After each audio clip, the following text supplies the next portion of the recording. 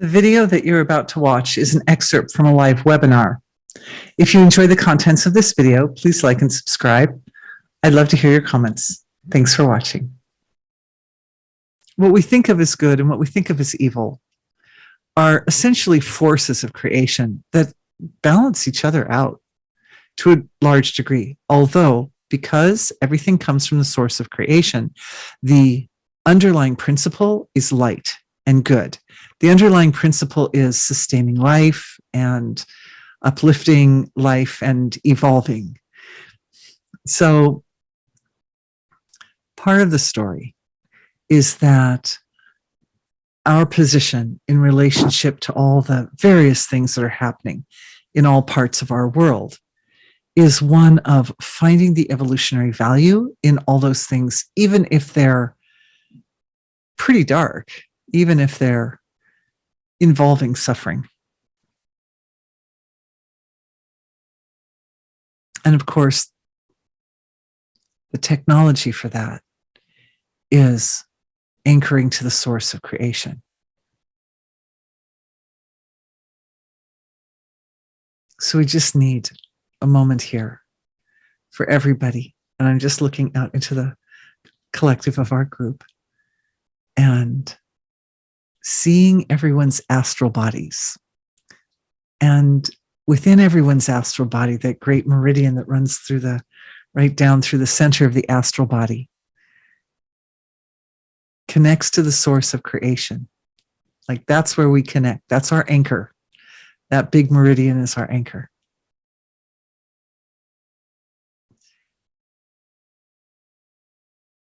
And just like the color pink, wherever it shows up, it has a special energy signature all of its own. It's got a quality that we can recognize all of its own.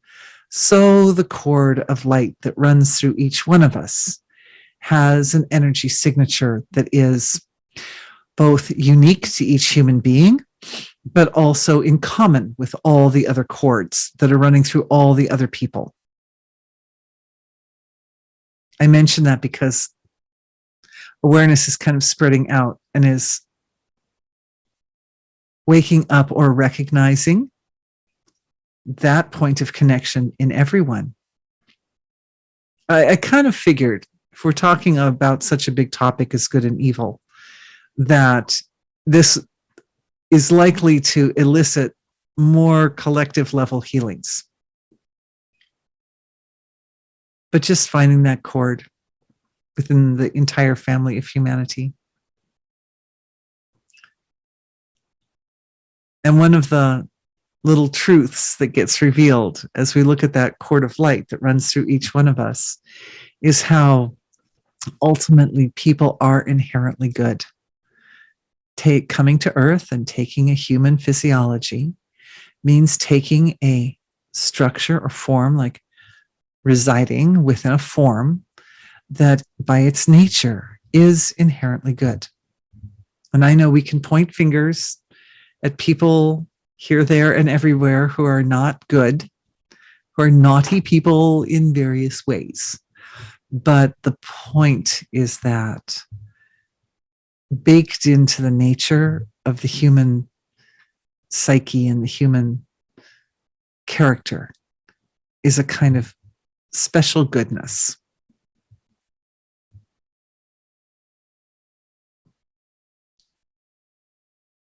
It's never a big surprise to me when we start out a healing session like this, finding a quality of sweetness or goodness or love, compassion, mercy, forgiveness, because it's that quality that softens the field.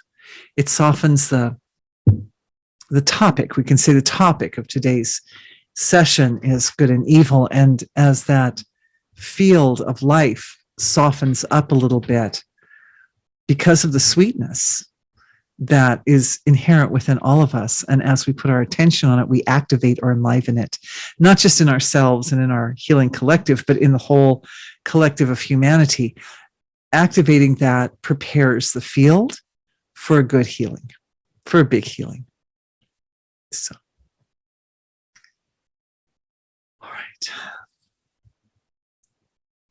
So we're just allowing that softness or that sweetness of unconditional love to be present within us, to be present in the court of light, and to inform the Schumann resonance that goes around the earth, so that you could say essentially as if it rains down, as if it rains upon all the people and all the beings and all parts of the earth to be blessed. It's an expansion. I guess we're starting with the good, right? We're starting with an expansion of life-supporting sweetness that helps create a context that makes it easier for everyone to trust. It creates a context of trust, basically, that allows us all to move into the healing space, because the healing space is not always the most comfortable space. In other words, when healing is happening, that necessarily means that some purification is happening. And purification means letting go. It means releasing something, even if it's been something that hasn't been life-supporting or hasn't been useful.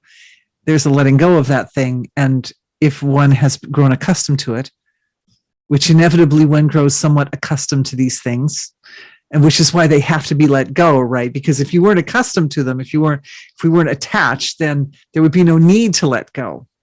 So the purification element is always sort of married with or coupled together with a kind of an attachment, or at least a familiarity with some aspect of expression that's not life-supporting.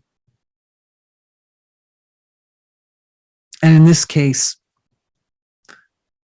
in today's session, we're looking at evil as that thing.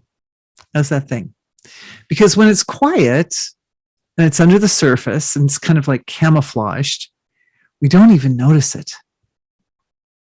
Which I think somewhere at the beginning of this session, I mentioned that a movie came out in the United States, and the movie is a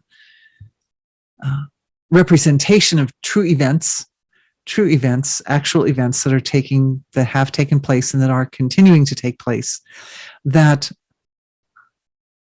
point to the hope of eradicating certain very, very, very, very dark behaviors from our world. Very dark behaviors, very bad crimes on humanity, and that there's hope. You know, I mean, it's nice when a movie has a happy ending. There's hope that we can dive into the darkest corners of creation and eradicate that darkness. And the thing about a movie like that, or, you know, we won't see the mainstream media probably reporting on it much, but is that it's easy to not look. It's easier to not look at the darkness. But when a movie is presented from the level of light, when it's given from a heart full of love and full of light, then it's that sweetness or love that we've been cultivating from the beginning of our session today that makes it feel safe to look at the darkness. It's like a little child who on their own feels vulnerable, but when they're sitting on the lap of mother, or they're being held in the arms of their big, strong daddy, then they feel strong and they can look at that thing. Like my granddaughter, she's afraid of the vacuum cleaner, right? Because she's really little. So she and I were, last time we were there, we were looking at the vacuum cleaner. It was not turned on at the time. And I said, "Oh, there's Rosie, the vacuum cleaner." And she looked at me like, is she going to turn on she doesn't talk yet. I'm like, no, we're not going to turn her on. She looks like, oh, thank goodness. Because that thing just scares me when it's running around the house, you know? It's one of those vacuum cleaners that goes by itself, you know? It's like, oh, it's so scary. But the thing is that in the arms of mama or dad, the vacuum cleaner, not so scary because you're up above it, right? The vacuum cleaner's down there on the floor and it's not so scary. And so what we do in energy healing is, and this is for all of you, no matter what the concern is, no matter what the area that needs to heal, is we create a safe space. We create a space with the softness of our connection to unconditional love. Unconditional love is a thing. It's unconditional love is born of the dynamics of the laws of nature that work together at a very deep, very abstract level of our being. And it's so universal, that unconditional love, that in every culture, in every religion, in every time of mankind, I was going back and looking on the internet at names that have been given to that form that is responsible for unconditional love. Mother Mary, Kuan Yin, Guan Yin, Pangaya is another name. There are names in all different languages and religions and times of history. The Greeks had a name, the Romans had a name. The unconditional love has been so fundamental to the nature of the human psyche and the human experience that it's been animated and given names and honored.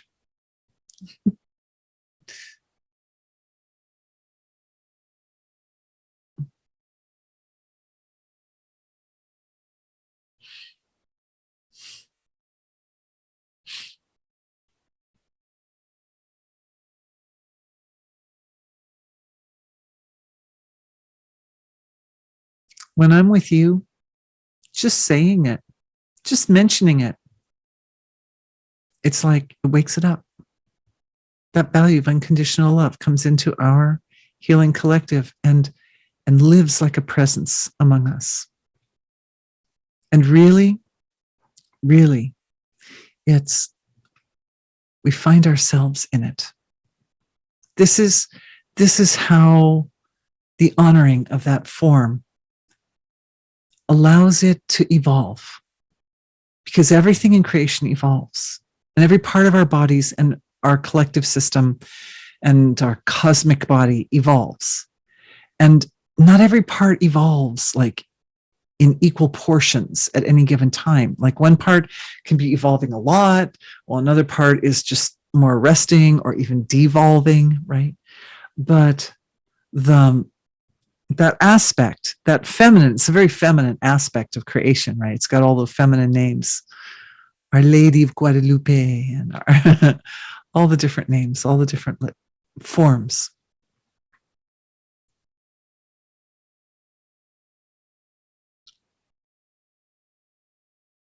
They all have a home in our hearts.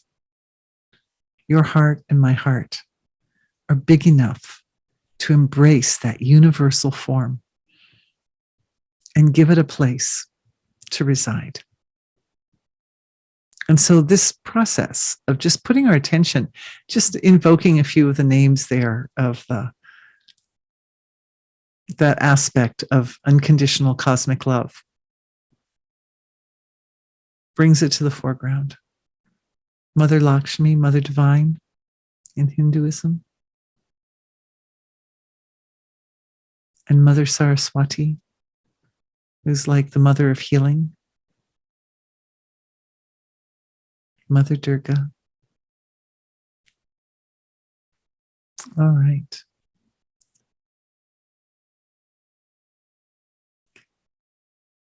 The marriage of the individual sense of self with this intimate feeling, this feeling so intimate that we each experience it deep, deep within ourselves, and we know everybody else here is experiencing it too. It's very powerful. It's very vital. And I'm just kind of making a little appeal there to the mother of creation, to the mother of unconditional love. How we position, asking, how we position ourselves in relation to evil, the evil that is that we know exists Thank you, movie makers. If anybody's wondering, by the way, I will give a shout out. The name of the movie is The Sound of Freedom. And it's about a real life person named Tim Ballard, who's like, he's a person who's being interviewed every day on the internet several times a day now because this movie came out and it was such a big smash hit and all that. You can check it out. You can check it out. After I saw the movie, I did not sleep. And have you ever had the experience of having a nightmare during the night and waking up from the nightmare, and you wake up and you're in the safety and comfort of your own bed in your own home, but the feeling of being terrified or the feeling of being like, in danger or whatever it was in the nightmare that was so horrifying is kind of like still with you. I don't know if anybody's ever had that experience, but I know I have.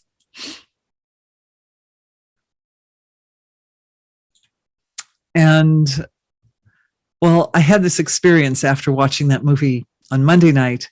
I woke up early in the morning on Tuesday and I wasn't having a nightmare, but I was certainly having the experience of just the deepest, darkest, most intense discomfort. It was completely on a feeling level, completely. And so I thought, well, this is something that wants to move out. It wants to find its place with me. It came to me because it needs to find home back in the source of creation. Everything in creation is going back home to the source of creation, even the deepest, darkest, ugliest, most malevolent, brutal expressions in creation. And so I thought, well, I'll just sit with it. So I was just sitting with that energy. And it was coming in waves. And it was coming in waves that I could handle. So a wave of it would come and like I would sit in samadhi and it would settle down, and then it would be cleaned out. And then another wave would come. So I was going through 2, 3, 4 of these waves, and each one was just as dark and horrible as the one before. When I realized, I started getting details, and I realized that each wave represented a human life that was struggling. And there's a question up there, was that struggle for freedom? No, Sound of Freedom is the name of the movie. Yeah, Tim Ballard. Anyway, so each one of those waves represented the resolution of the suffering of a single person. Well, one of the points of the movie is that there are just children, there are about 2 million children who are dealing with this particular very dark issue right now on Earth. 2 million at least. And these numbers, they don't know absolutely for sure, but missing children. And I realized I can't do 2 million one at a time. That's not going to happen. So it occurred to me that it takes the same amount of energy to handle groupings of those waves. It takes the same amount of time. You take a group of 5 waves or 10 waves or 100 waves or 1,000 waves, and you can do them all at once. And so what I did, and I love giving you guys like the nitty gritty details of how you shift the awareness to go from a kind of like a very difficult one wave at a time, one field of suffering at a time, to this bigger. And that is awareness settled down into finer, more abstract levels of my own nature, and to the level of my nature, which is not bound by space and time. And that's not just the source of creation level. That's also the causal and astral levels of the field of consciousness. We settle awareness down. We just settle it down to deeper levels. There are levels of our awareness where defining ourselves as particularly separate from the rest of life force in creation isn't practical, and it isn't even realistic.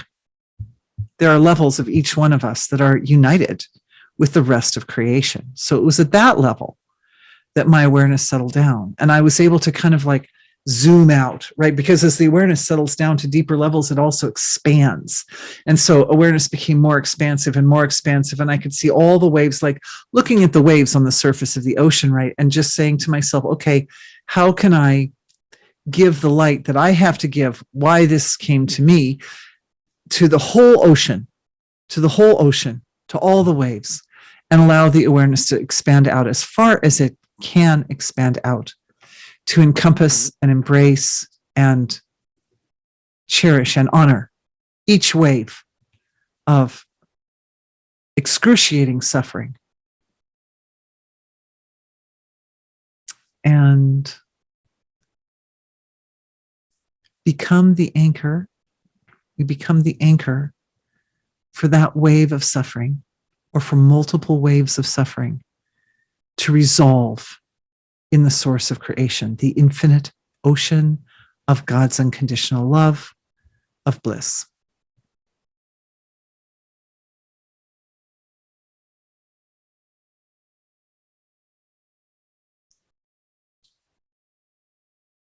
Levels of expression.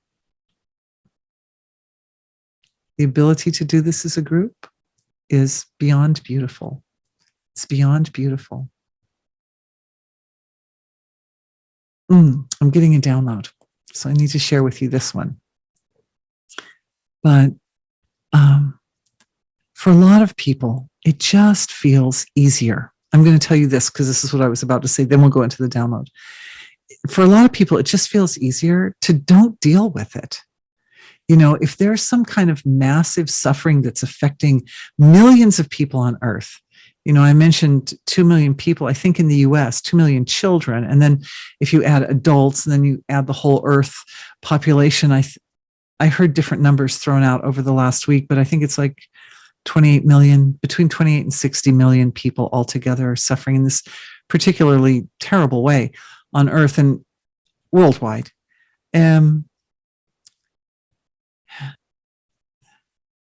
It just feels like, well, I'm just one little person, and I might be a nice person, and I can decide from my perspective that I would like to live a virtuous life, and I don't want to cause anybody suffering. And like, what more can I do? What more can I do?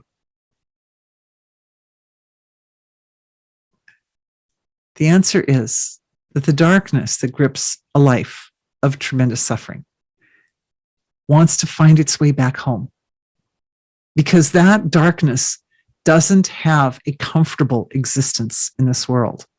Oh, I was going to say, yeah. So for a lot of people, it's just like, well, I just don't want to deal with it. I'm not going there. I'm not going to, somebody else can handle that. You know, I've got happier things to focus on. Those of us who live in the abundance of the United States, right? We have happier things to focus on. But the fact is that as long as the suffering exists, whether you choose to focus on it or not, the frequency of it, like the darker energies are like a lower frequency, right? Are still just, they're going to be around. They're going to be in the environment and they're going to impact us, whether you choose to focus on it or not. So if one is willing to focus, then one becomes well positioned to create resolution. And the resolution does not have to be physically going, because we're doing energy healing here, right? It doesn't mean you can donate money to good causes, or you can go out and volunteer your time. There are lots of good ways a person can get out and kind of get their boots on the ground and so forth. But what we're doing is moving the field. We're working the field of consciousness, especially because we're working this together as a collective. And as we work the field, what we're doing is we're laying a foundation for anybody who donates money, anybody who gets out there and volunteers to have better success. And I'll tell you the stories these guys tell, because it was one thing to watch the movie because that's like a reenactment, but go in and listening to the interviews, oh my goodness. It's like the hand of God is present in their work all the time. In fact, they can't do what they need to do without depending upon miracles. They depend upon miracles. So what we're doing in energy healing is we're working with the field of consciousness, with the actual underlying foundation behind those miracles. And we're digging into the mechanics of how miracles are made. And it's not that like we're usurping the power of God, or we're trying to put ourselves above God. No, not at all. Not at all. It's more a matter of loving the divine so much that we would take the time and be willing to settle awareness down into that very, very deep level of consciousness and examine the mechanics. Have the courage to look at the darkness, and then have the courage to examine the mechanics by which the darkness is eradicated, and then add our light as little individuals. We add our little teeny flashlight to the sun of God's love, of God's unconditional love, to whatever degree we can be a support to that. And honestly, just witnessing the process itself alone, witnessing the process alone is a huge gift. It's a huge gift, because anybody can reach into their pocketbook and give something, but not everybody is in a position, especially, again, if the nervous system is a little delicate. A lot of people have habituated themselves to don't look. Just don't bother with it, That's a non-issue. Oh, can I quote a presidential candidate? That's not my problem. Sorry, that became a meme today. New meme on the internet. That's not my problem. Yeah. So that's not my problem is one way of dealing with problems, but that's a non-dealing with problems way of dealing with problems. But this energy healing way of dealing with problems is very subtle, but it's also very, very powerful, because it's actually shifting the energetic field in which the problem exists. And that type of subtle shift that occurs when we focus our attention with the right combination of energy frequencies, you could say, or you could say aligning with or activating specific laws of nature, right? Because whatever law of nature we put our attention on, we wake that law of nature up, we nourish it, we love it up, right? We love it up with our awareness. And as we do that, it starts to dominate in the field of expression. And we know that at any given moment, only some laws of nature are really dominating in the material field of expression. In the subtle, abstract, and the source of creation, all the laws of nature are present in their full 100%.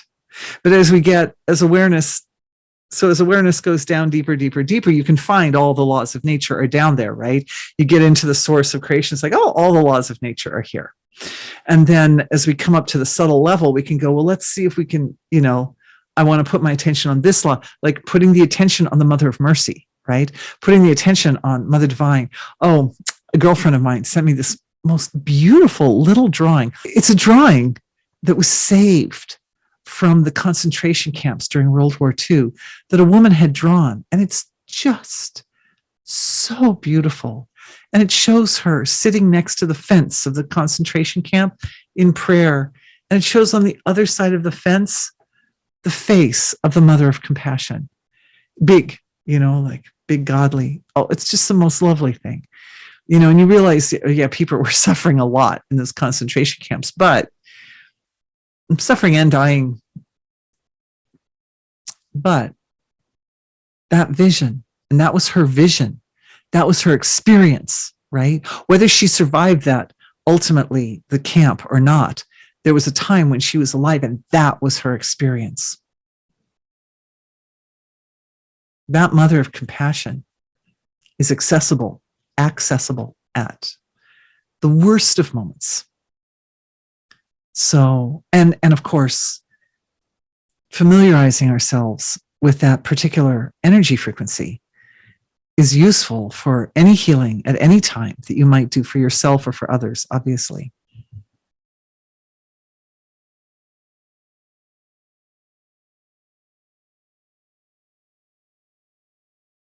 omnipresent, but intimately understood.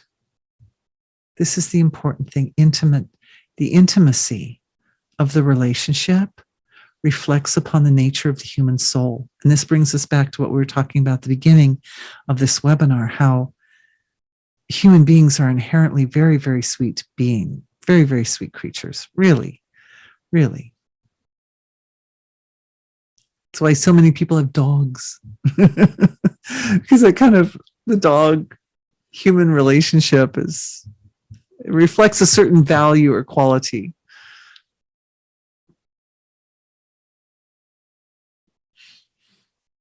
All right. The download. Okay. So this is for all the folks out there who are bothered by entities.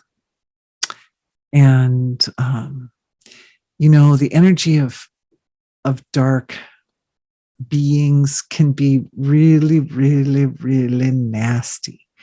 My heart just goes out. It really extends to people who contact me because they feel that there's something that is not physical that's imposing itself upon them in their internal world. And it's rough, it's really, really, for some people, it's just such a horribly rough, tortured existence having that kind of energy there. So it's another level of really, really dark, malevolent energy, right? It occurs to me that there's a karma that all of the people who have this type of experience hold in common. And that is that they tried to avoid it, either this lifetime or a past lifetime, or in some way or another. They thought, oh, I can just sort of float over the top of this world. Other people are suffering, other people have problems, but I was lucky, right? I was like born in America where life is very comfortable for the most part. And that's somebody, oh, should we go back to the meme? That's not my problem. Yeah, there's the meme. That's not my problem.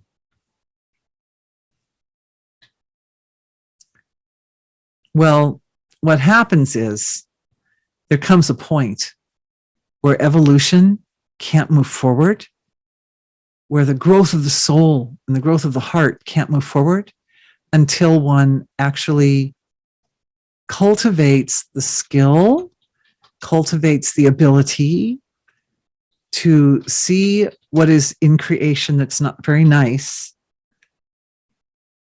without becoming gripped with so much stability and adaptability in the nervous system that the person who's experiencing that is innocently the anchor between that dark energy and the source of creation. So it just goes home.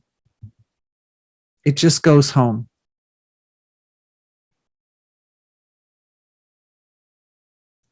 For anybody who's ever had that experience, the position is the anchor.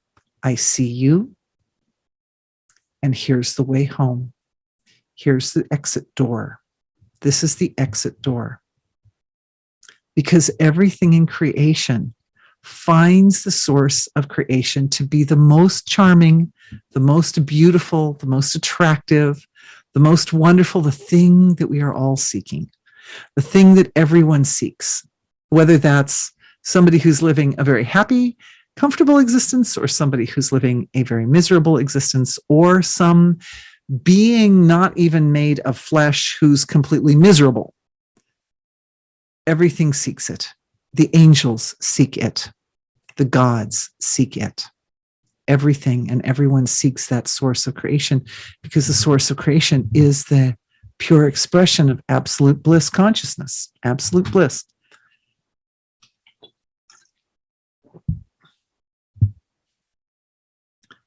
So it's it's a process. The download was, I suddenly saw in common for all those dear folks who have reached out to me, who struggle with dark entities in their world and in their life.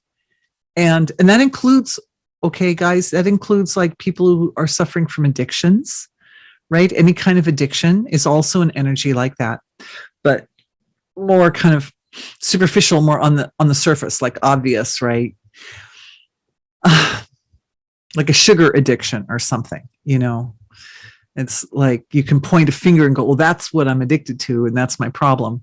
That's my problem, is that I respond to the sugar by becoming gripped or attached to it, to the sensation or the way the flavor of the sugar activates my dopaminergic system, right? And so the principle is still the same. The principle is still the same. The impulse comes up to engage in that addiction, and then one becomes the anchor that allows that impulse to find its way back to the home of absolute fulfillment. The source of creation is, the experience of the source of creation is pure fulfillment. No matter how difficult the moment is, no matter how much difficulty you may be experiencing in the moment, that difficulty can be, the difficulty of it, the discomfort of it can be transcended by bringing awareness back to the source of creation.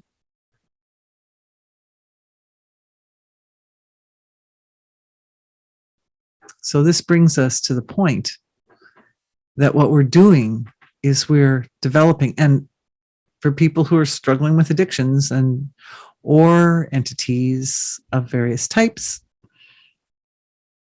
how to cultivate the nervous system in such a way that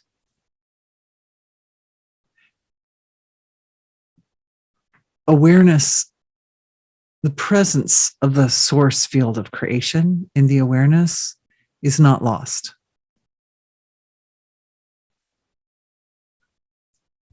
It can be a gradual process if the addiction has to do with drugs or anything that damages the nervous system. However, even a nervous system that is damaged can find its way, can be a vehicle for awareness to directly experience the source of creation. Even if just for a fraction of a second, it's still possible. It's always possible, because the source of creation, like that unconditional love, is baked into every particle of creation. There's no part of our reality that isn't full with that.